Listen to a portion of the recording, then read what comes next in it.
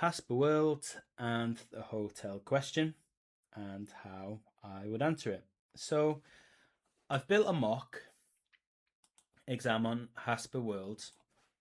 It's got 3 tasks, 100 marks, 3 hours 15. It's the same shape as the real exam, I hope. And it's free to sit. So if you want it marked with feedback, that would be under a subscription. But this mock is completely free for anyone to sit. But I'm not going to be doing 3 hours 15 minutes on this video, as it's just too long. But what I have done is I've decided to take one task, which I think personally is the biggest open question in the whole pre-scene, and I'm going to look at it. I'm going to explain it, I'm going to plan it, and I'm going to do that one properly. So the question, which I believe that is whether Hasper World should build a hotel. All right, so how did I get to that question? So I think the root matters here. So let me show you how I actually got there. There were 4 facts that the case gave that never actually were joined up, and that was that HW has no accommodation currently, and the board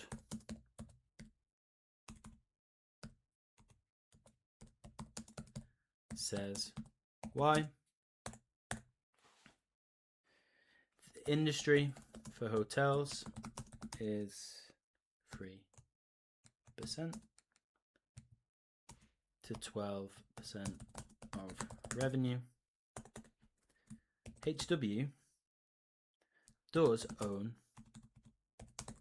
every food and retail outlet on site, and the average visit is 1 day.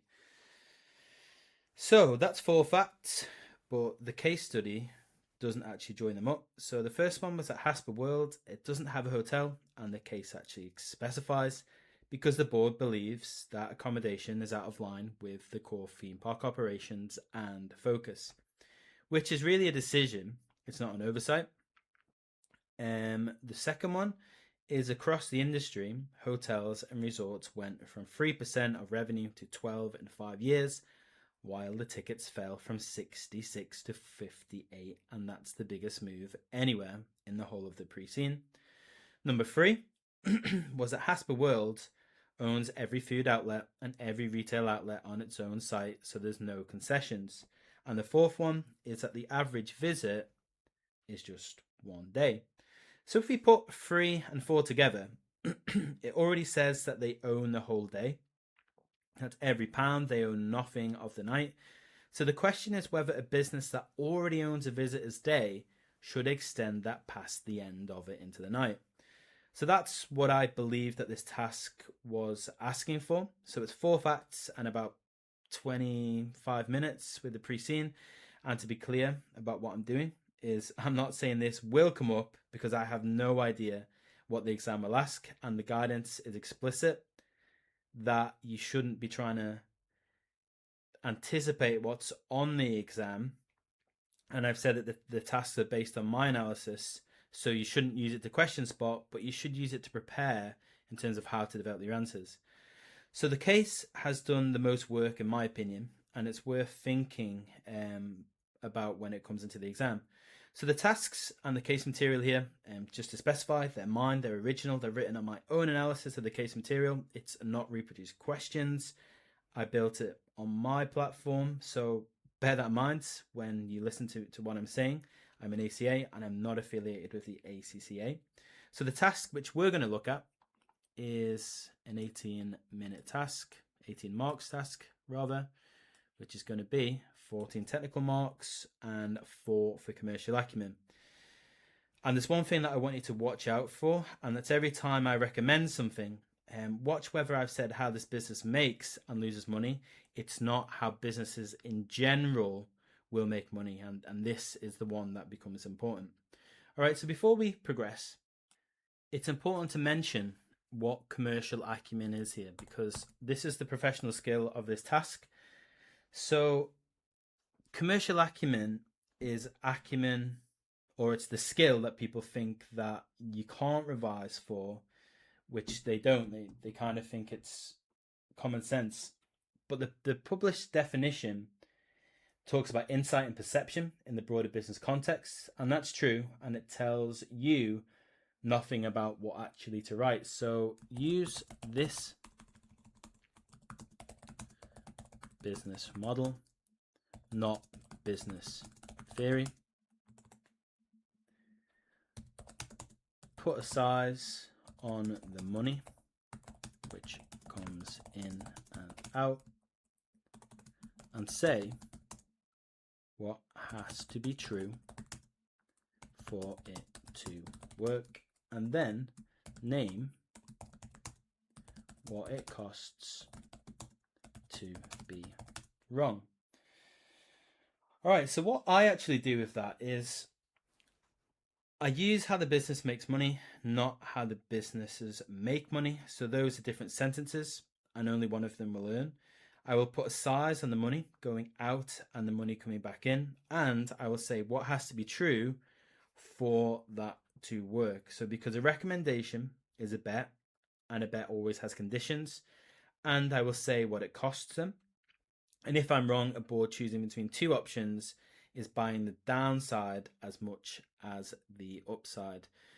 So next we have the actual verb, which becomes very important. So here we have justify and recommend. So if we see a question with recommend, okay, so this is a recommend question, commercial acumen. What I'm actually doing is I will choose, then I will justify why for this business, and then I will say what it depends on. Okay, so if we look at the command word, which is recommend, there's something specific which I have to do with it. So I have to actually make a choice, which means it's not a survey, it's not a layout, it's not look at the arguments, it is actually to choose. And then the justification is the choice on this company. And then you have to tell the board what the choice rests on, because that's the thing that they're actually asking for. So if I finish this requirement with both options have merit and the board should consider carefully, that's not a recommendation, it's more of a refusal. And if we read it again, recommend which of the two options if either, so neither is on the table, and recommending neither is actually a real answer which could be justified. So again, we have the verb decides where the answer finishes, and the skill decides what every sentence does on the way. So the bit that a lot of students fail to separate is that the recommendation is the verb, whilst commercial acumen is a skill. So they're both doing different jobs. Whilst the verb decides where the whole answer has to finish, it's land on one option. And the skill is telling you that the sentences that you write, what they have to do. So every sentence has to be about this park's money. Okay, so you can pick the right option for reasons that would fit a supermarket and lose 4 marks while being right. And that's a specific way that the skill goes missing. It's not a wrong answer. It's a right answer with nothing underneath it that could only be said and applied to Hasper World. So let's just look at the task. Right, so you are a business advisor engaged by the HW board. Following the Families Council's concerns, the marketing and commercial director has put a paper to the board setting out 2 ways HW could earn revenue from visitors beyond a single day's visit. Recommend which of the 2 options, if either, the board should pursue, and then justify your recommendation. So the requirement, I'll just copy it out, should go at the top of your answer when you're writing it, just so you can be reminded to not drift.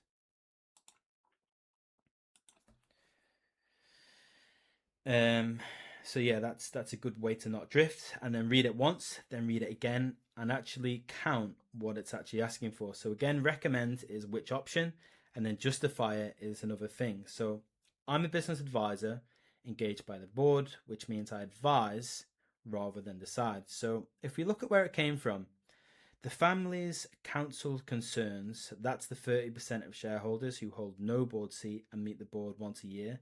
And what they raised was a slowing performance. So this paper exists because somebody has actually complained.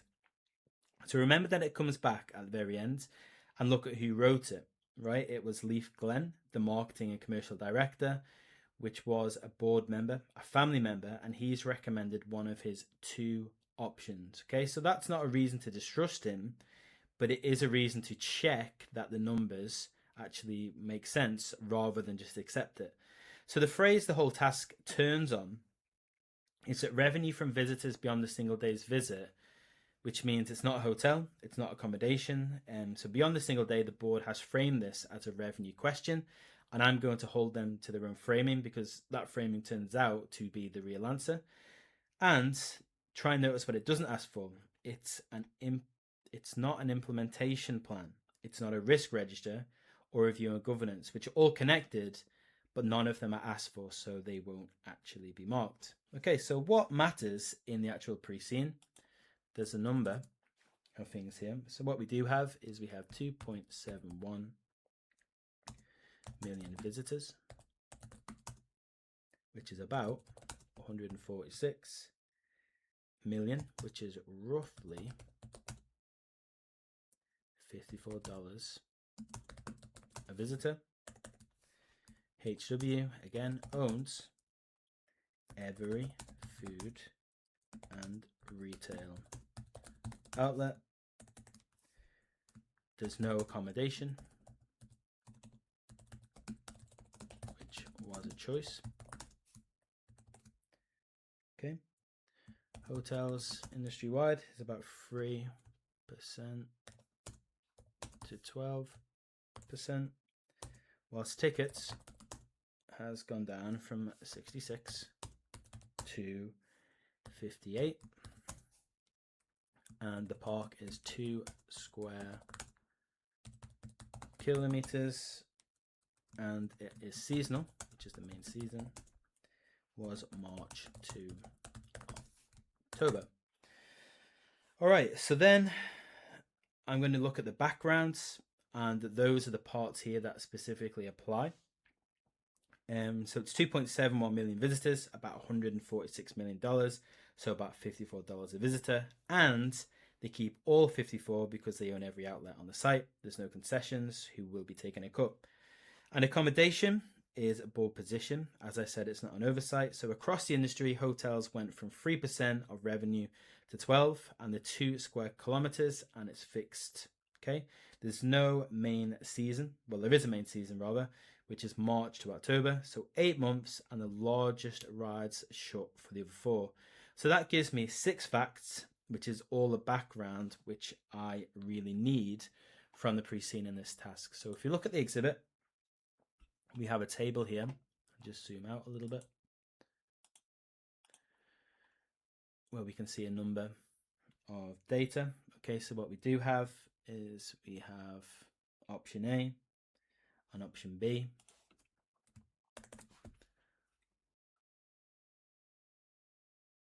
So if I try and compare them side by side, what we have here is lodges versus Northgate. So the capital for the lodge is 18 million, whilst Northgate is 0. I'll just draw this out on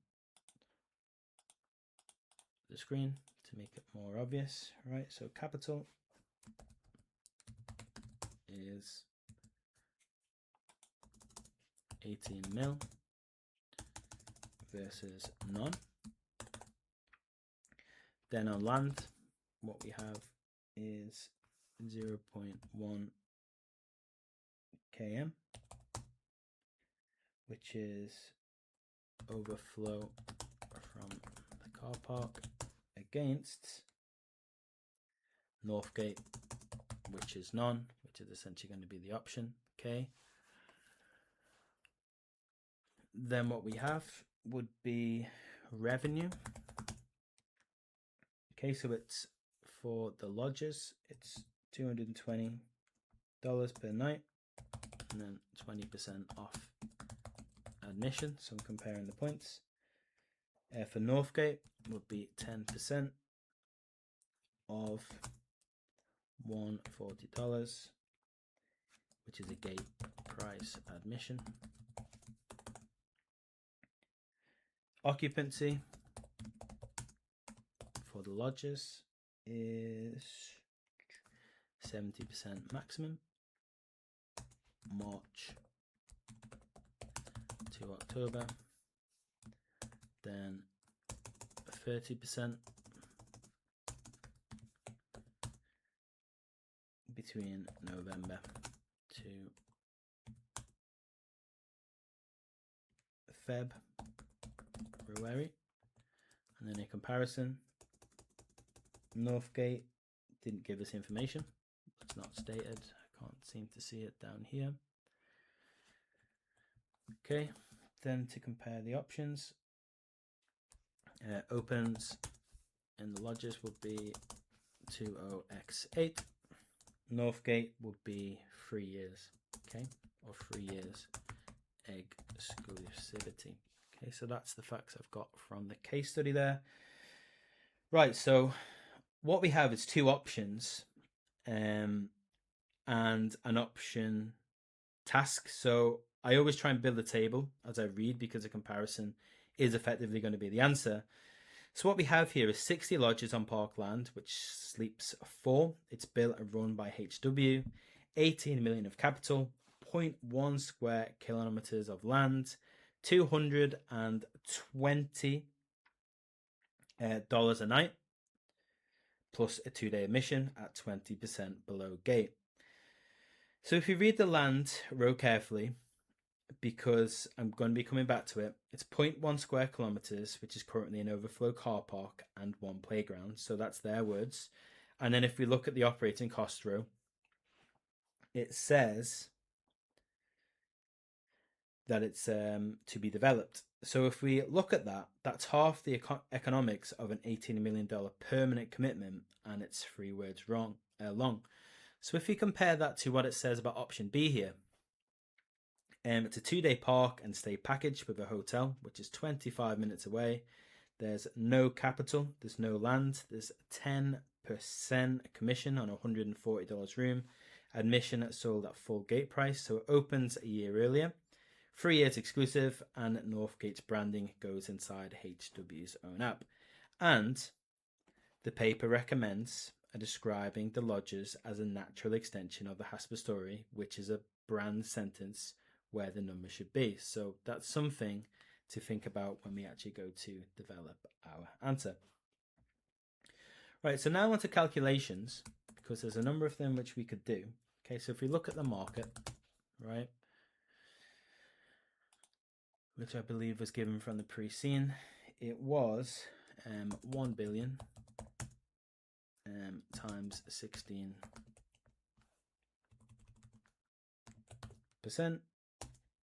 equals about 160 million, okay, which gives actual revenue of 146 million. Okay, so that's a calculation which I wouldn't actually do, to be honest, because the DLM market is worth about $1 billion. So Hasper World has 16% of it, 16% of $1 billion is 160 million. So the actual revenue is 146.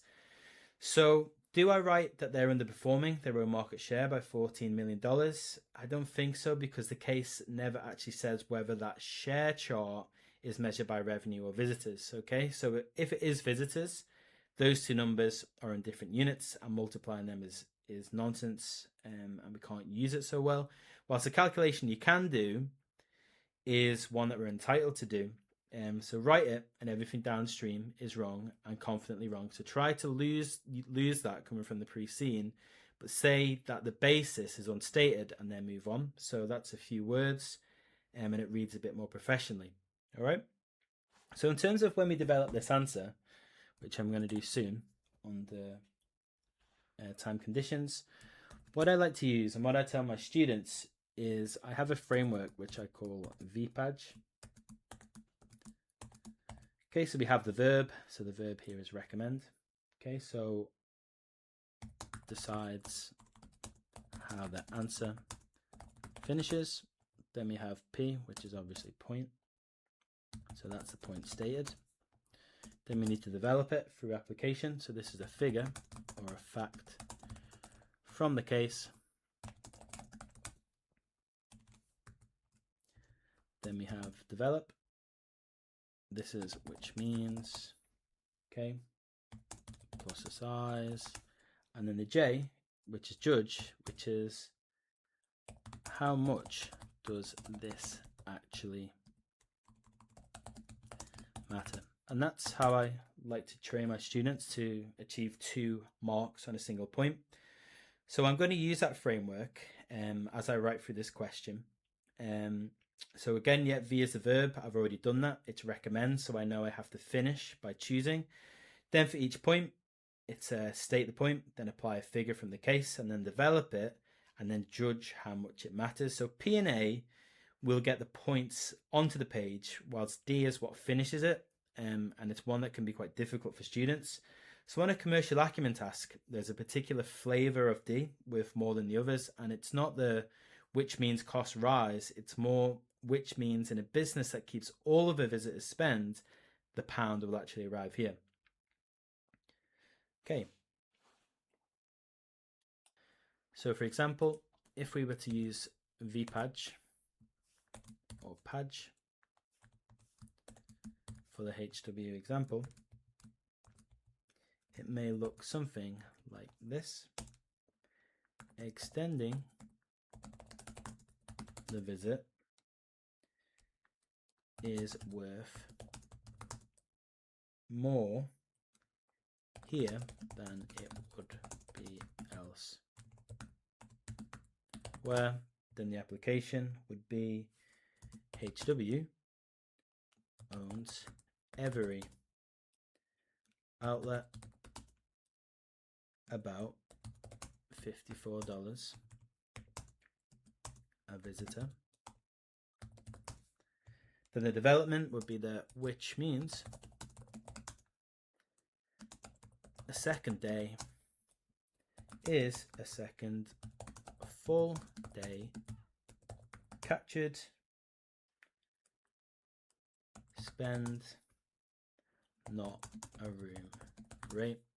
And then the J would be so compare the options on that line, not just accommodation, which is the real question here. So there's 1 point, 4 moves, which is quite maybe about 30 words or so.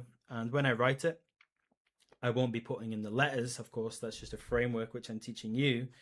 But the report is obviously for the board, so it needs to be communicated that way. So when I'm writing at speed, I might say them as 4 ordinary words instead. So it might be figure, mechanism, effect, weight. And when I'm trying to construct this, I'll try and say that out loud so you can follow what I'm doing. So before we actually start doing the question on the time, I'm actually going to look at the numbers, which I am going to use. So the first one would be, we have option A, right? So we have March to October, which is 245 nights. Then we have November to February, which is 120. Okay, so then we have 60 times 245 times 70%. Then we have 60 times 120 times 30% equals 2160.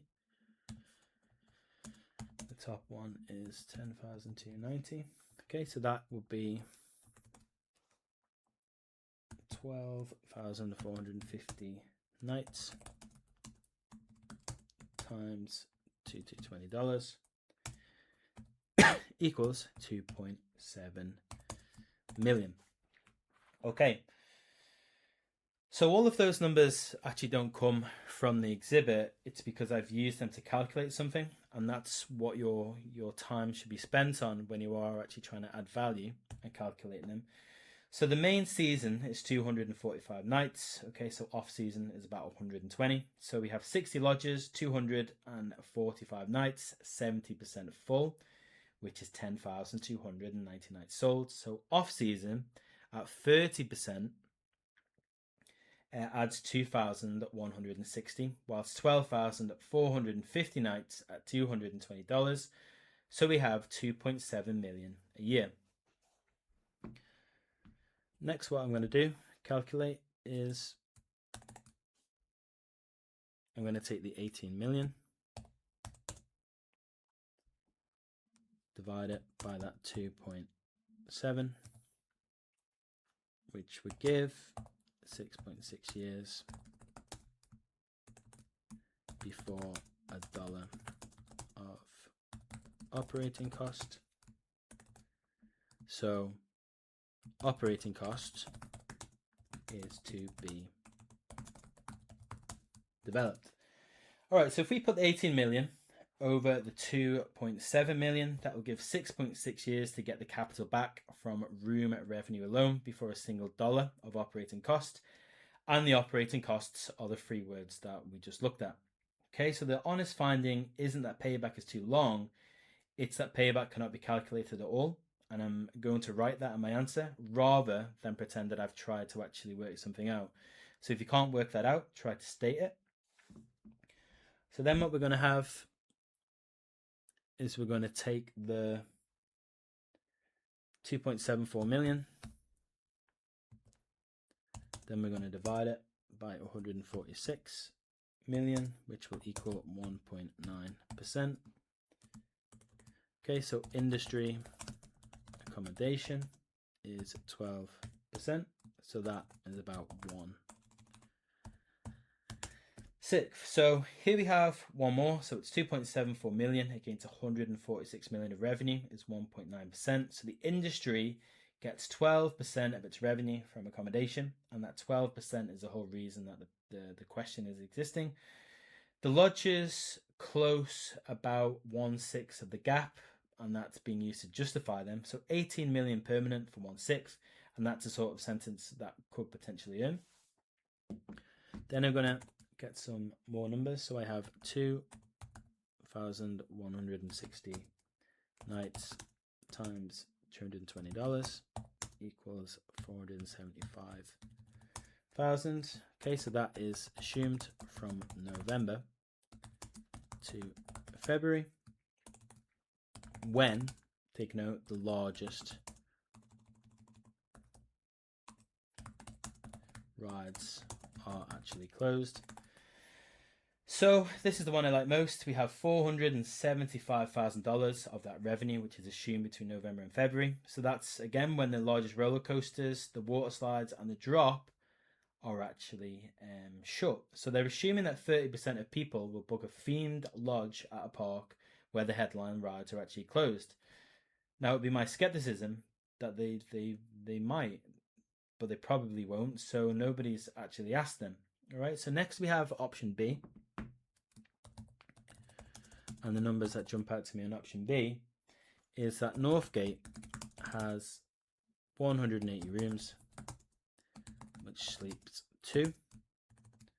Lodges sleep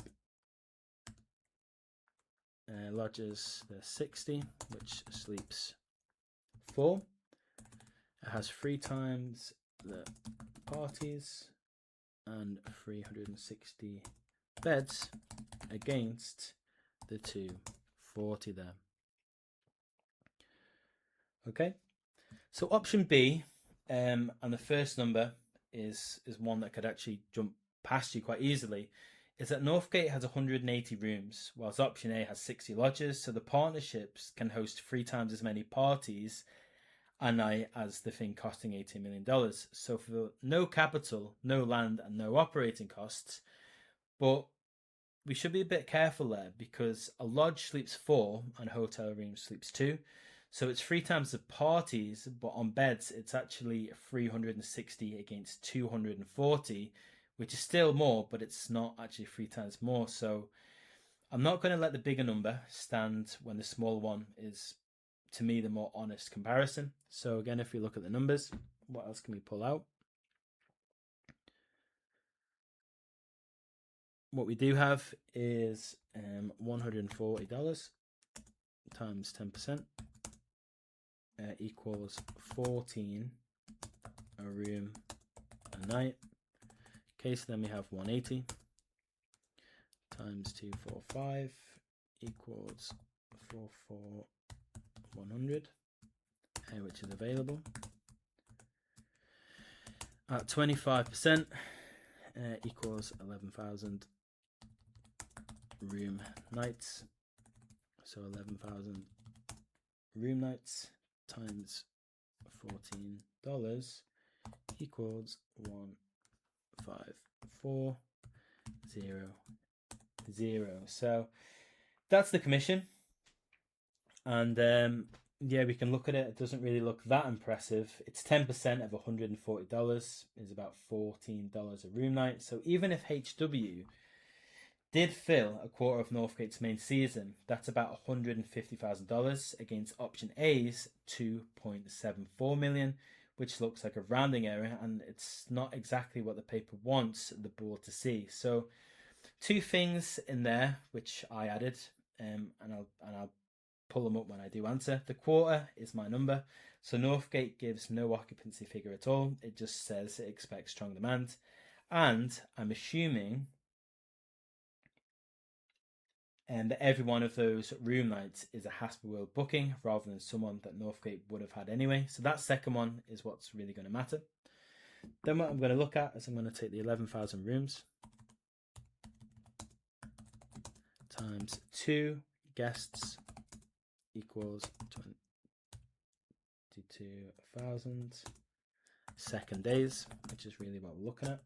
Okay, so 22,000 times $54 equals 1.2 million at a full gate price.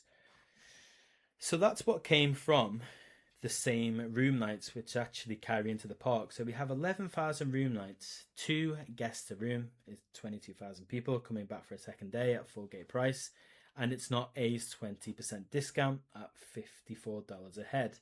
So that's about $1.2 million. So B isn't worth 154,000 because B is worth around 1.3 million, and the paper hasn't actually mentioned that, and that's what's actually going to be worth it.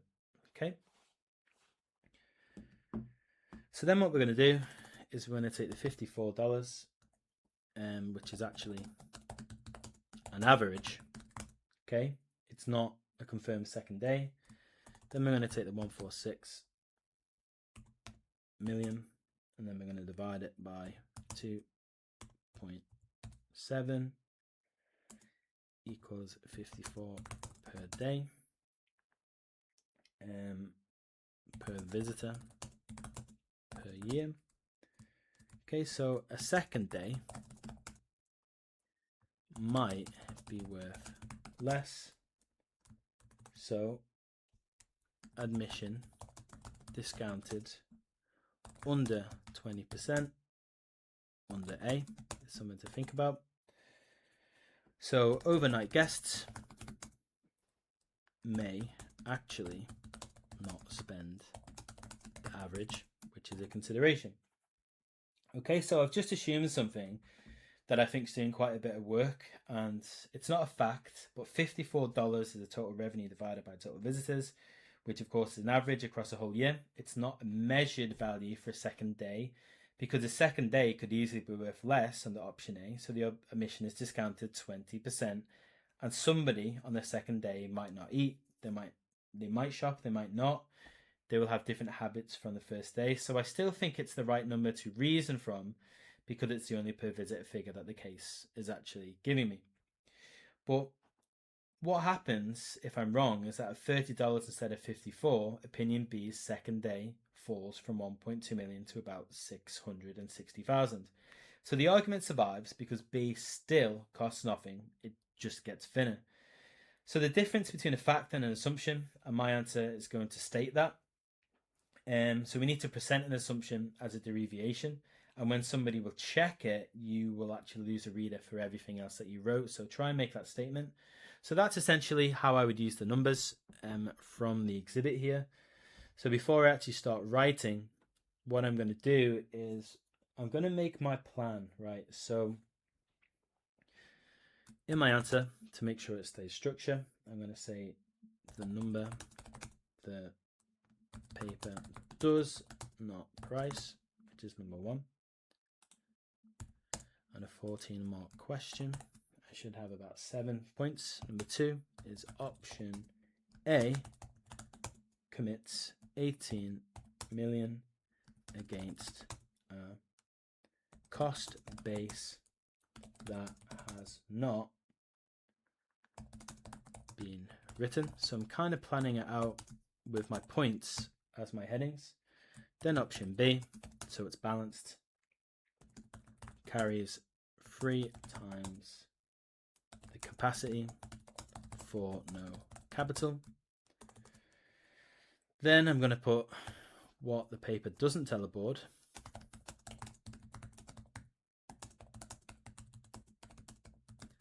And then number 5 is going to be my recommendation.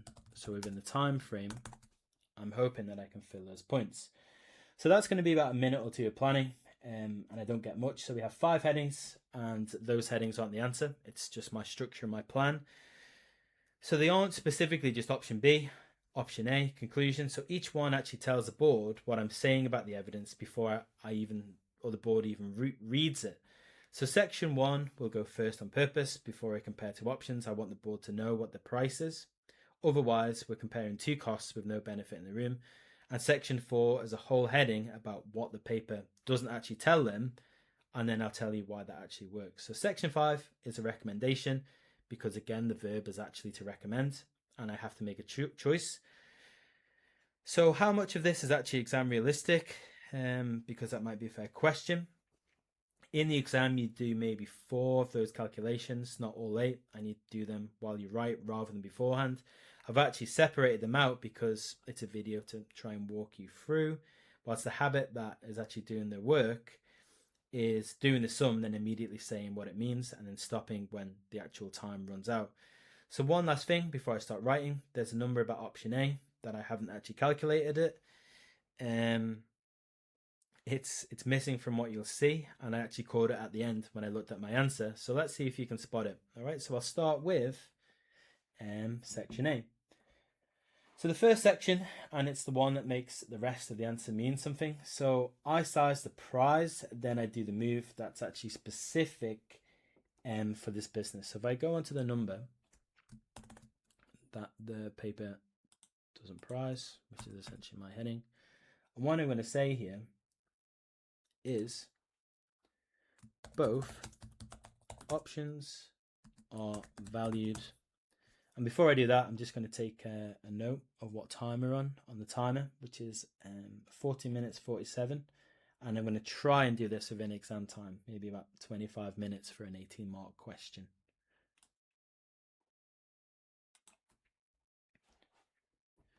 Okay, so both options are valued on accommodation alone, so 2.7 mil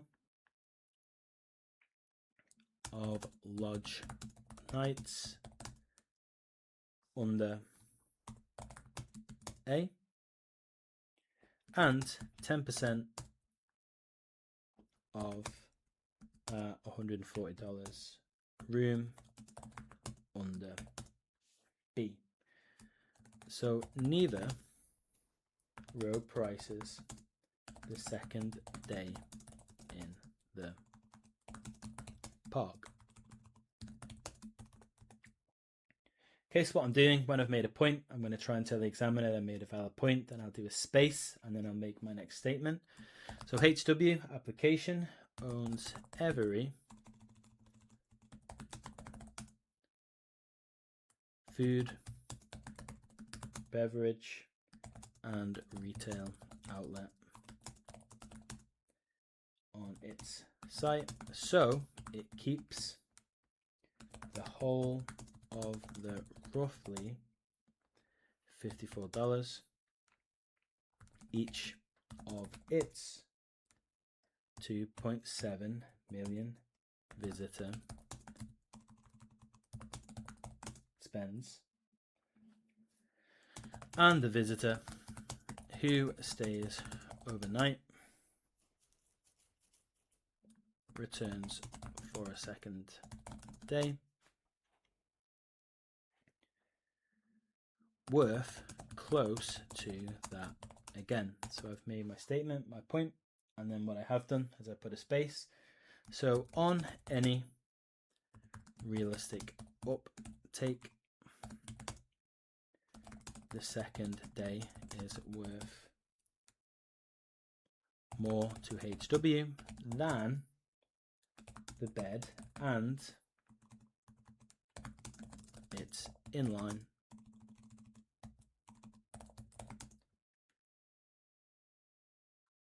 or it's the line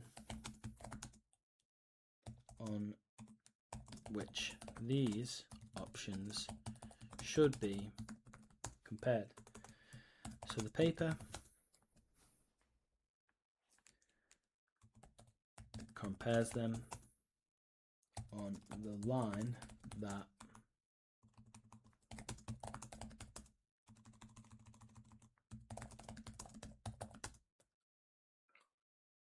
favors the option that it recommends. Okay, so watch how I've built that. Okay, so it's essentially all of the things I'm trying to put in there. So we have a figure, so $54, 2.71 million visitors, and then the mechanism is they own every outlet, so they keep all of it. And then I've talked about the effect. So a second day is a second full day of that. It's not the actual room rate. So then what I'll do is I'll try and weigh it. So which makes it the biggest number in the decision. So that's what I believe VPADJ sounds like when you're actually writing. So it's 4 words in your head, 1 sentence on the page. So if we look at roughly and close to that again, those 2 words carry the assumption, which we just talked about, they cost nothing, and they're going to stop me from overclaiming in my answer. So the last line isn't actually VPADJ, that's just skepticism, and I've put it in deliberately, so it's 12 words, more or less, and it tells the board to read the paper again. All right, so we're on to our next point. So here we have the 18 million. So here we're going to do separate points, about 5 of them, and every one of them is kind of built around that heading. So at the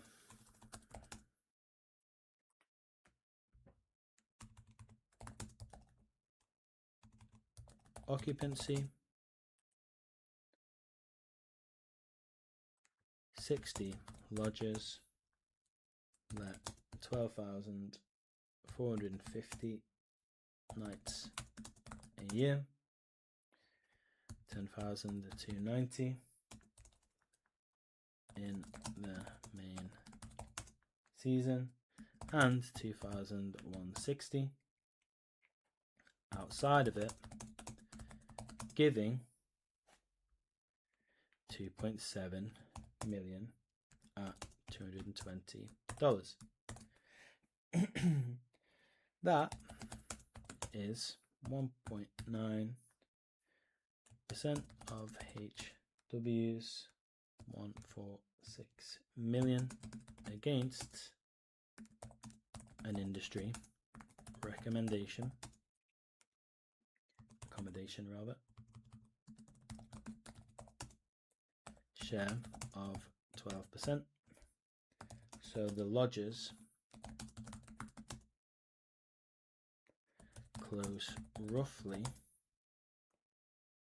1/6 of the gap used to justify them. Okay, which will, space here after my point, recovering 18 million from room revenue alone takes 6.6 years before $1 of operating costs and operating costs are recorded as to be developed. So payback cannot be calculated at all. Then we have the 475 of that revenue is assumed between November and February, when the largest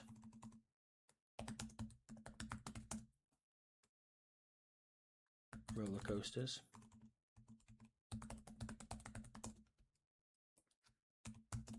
the water slides and the drop ride are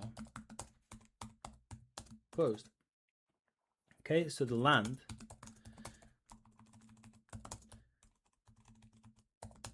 is not free either. It's 0.1 km of overflow car park and a playground withdrawn from a business where 18% of emissions travel more than 2 hours and where playgrounds are among the few attractions still open in the months. So A assumes 30% of occupancy. Okay, so the first part here of the answer is actually going to be the working, so the board can check instead of just trusting me. So line 3 is the honest one. I'm not saying payback is too long, but what I am saying is it can't be computed, and I'm naming the way that stopped. Whilst line 4 is going to connect their winter occupancy assumption to the fact that the rides are actually short. So the exhibit didn't join those two up, but I did through my commercial acumen. And the last line is the one that I like, and I'm saying that the land is actually not free. Okay, so that's important here. So I've tried to write it in as though 0.1 is square kilometers, appears from nowhere. Their own words say what's there. There's an overflow car park at a park where 18% of people drive more than 2 hours to get there, and a playground which the pre-scene says run all year in exactly the months that they're assuming that lodge bookings. So that's the same fact doing damage twice over, and nothing new came into the answer. It's just all in the exhibit and the pre-scene, which is 2 different places. So I'm going to use the exhibit most of all, and then use the pre-scene as a confluence. Okay, so now we're going to look at option B. Okay, and in option B, I'm going to concede that the weak point before it's actually being made. So Northgate's rooms is 180.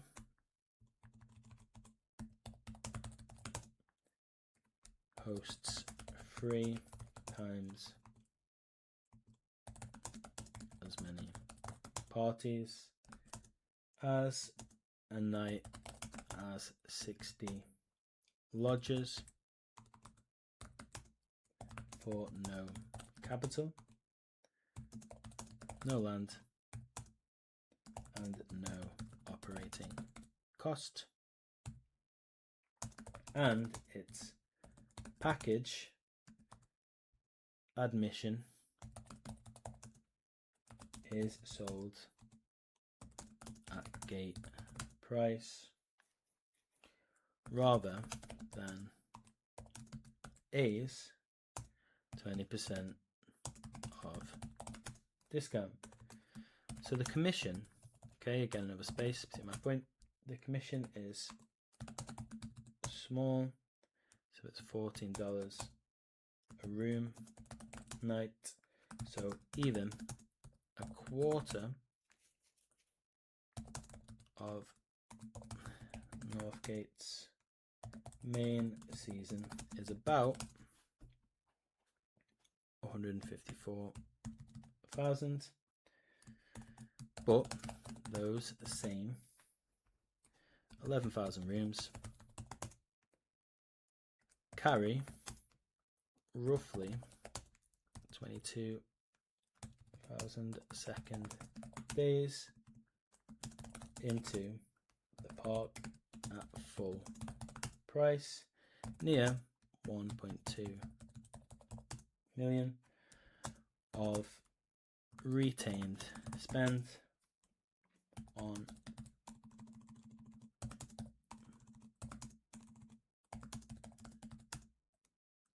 two guests a room, and that is where B's value sits. Okay, so B also opens in the 20x7 main season against A's 20x8, so it answers the family council a full year earlier. Okay, so there we go. We've admitted that the commission is small. An answer that only argues one way doesn't read as balance. It's trying to sell. So on to guess the room. We've named the assumption inside it in a sentence rather than just burying it in there. And line 4 at the end is the timing. So remember why the paper exists. The family council complained about slowing performance. So one of these options answers them a year earlier than the other. So that's a commercial argument, and it's took just a few words to do that. All right, so now we're going to look at the next section, and it's the one that people actually think will lose marks, but it doesn't. So what the paper does not actually tell the board. So 3 things would decide this, and they are given. They are not given. Northgate's occupancy is not stated as expectation of strong demand on its own, because HW has never offered an overnight stay. So A's 70% assumption rests on nothing really. The business has actually tested. Okay, so it requires about 1 in 10 of the 488 long distance admissions to stay the night. Okay, then we're going to put a space, make a new point, and the industry move from 3% to 12% was driven by international visitors, who are 5% of HW's admissions, with no comparable figure disclosed for the 2 larger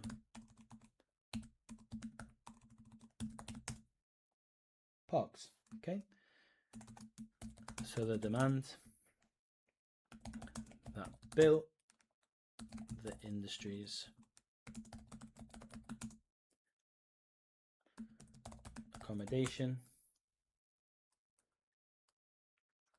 is the demand HW has least of. So Northgate says it expects strong demand, as they would do. And then 70% occupancy from a business that has never sold a single night of accommodation. I've converted their assumption into what it actually requires. So it's about 1 in 10 of everybody who rides or drives more than 2 hours has to stay over. And then the last line, which is the one that the feedback actually looks at, and it's the 3 facts that the industry's growth came from international visitors, whilst Hasper World's international visitors are 5%, and there's no comparable figure for the bigger parks, so I can't even size that up if I wanted to. So the sentence that turns these 3 gaps into an argument is, I'm not saying I'd like more information, but what I am saying is that the 12% everybody is reaching for may not actually be available to the company at all. So then what I'm going to do is I'm going to finish up this answer in time, and I'm going to finish with a recommendation, because the verb is recommend, so this has to choose and it has to say what the choice actually rests on. So the board should pursue option B, conditional, which is a judgment on their exclusivity term being cut to 2 years or carved out of HW's own accommodation. As drafted, 3 years from 20x7 runs to 20x9 and blocks A past its own earliest opening. So accepting these terms does not defer the lodge, it removes them. Okay, so on that condition, B is the better option because it buys the second day nothing, or for nothing, the second day for nothing. It delivers a year earlier and produces the uptake and second day spend figures that would let the board judge 18 million in 20x8 on evidence rather than on a claim that lodges are a natural extension of the Hasper's story. Okay, so option A may still be right. It cannot be assessed now because half its economics has not been provided and a permanent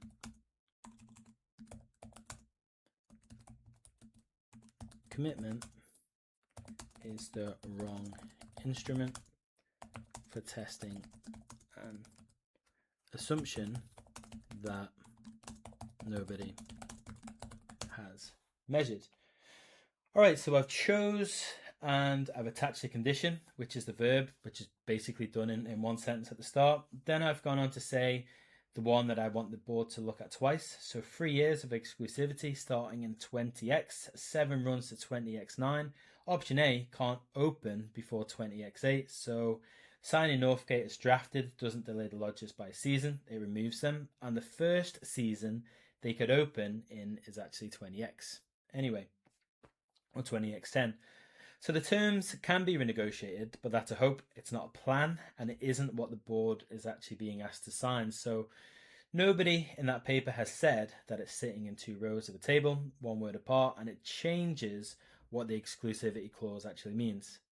And then when we look at the ends, which are a number of words, 1 sentence, and there for a reason. So option A may still be right, which I'm not killing it, I'm just saying that you can't judge it yet, and a permanent commitment is a bad way to test a guess, in my opinion.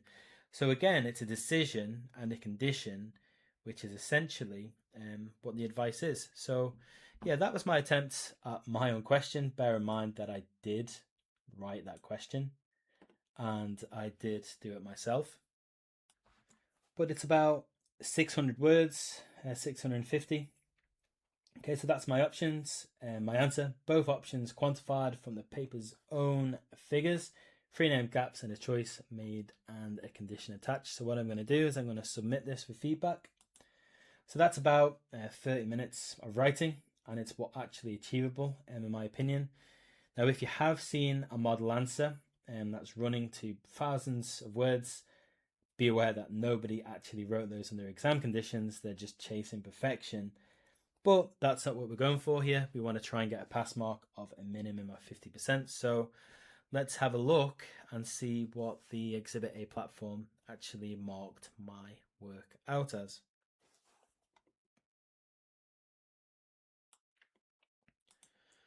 All right, so we have got 18 out of 18. So we've maxed out on the technical marks. We've also got 4 out of 4 on commercial acumen. So I want to be careful about what this means. It's essentially the feedback on an app which I built, on the task that I wrote, which the answer I gave, and the feedback is practice. It's not your actual exam result. Of course, it's AI generated, so it could be wrong, but it is built on my frameworks, my teaching methodology. But it does tell me that every point was developed far enough to actually earn that second mark. Right, so let's have a look at it in a bit more detail. So this is what it said. If we start with the demand that built the industry's accommodation line, so it picks out that as the strongest thing in my answer. It says it takes 3 separate facts and turns them into a single conclusion. The board can't ignore it. And then it says that the thing that I'd want you to do is not listing the facts, show the reader what the facts are actually forcing the board to conclude. So that's the whole exam in one line, really. So all 3 of those facts were sitting in the case where nobody could see them. The mark isn't for finding them. The mark is actually for the sentence that will pull them together. Okay.